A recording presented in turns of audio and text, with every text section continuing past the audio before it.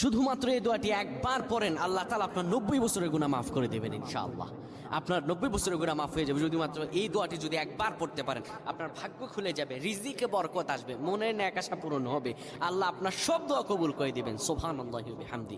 এত ফজিলত, এই দোয়াটা আপনারা শেয়ার করে দিবেন। এই যুবকেরা, আমল না করেও সওয়াব পাবা। তোমার একটি শেয়ারে, একটা বাটনে প্রেস করে তুমি সওয়াব পেয়ে যাবা। কারণ তুমি আমল না করো, অন্য কেউ যদি তোমার শেয়ারের বদৌলতে আমল করে, সওয়াব তুমি পেয়ে যাবা। নবীজির হাদিস।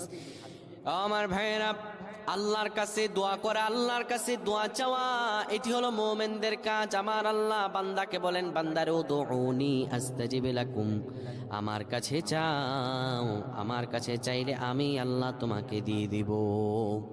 কেউ যদি একবারে দোয়াটি পড়তে পারে, দোয়াটি হলো রব্বি ইন্নী যালামতু নাফসি ফাগফিরলি। কেউ যদি এই দোয়াটা একবার পড়তে পারে, আমার আল্লাহ তাআলা তার 90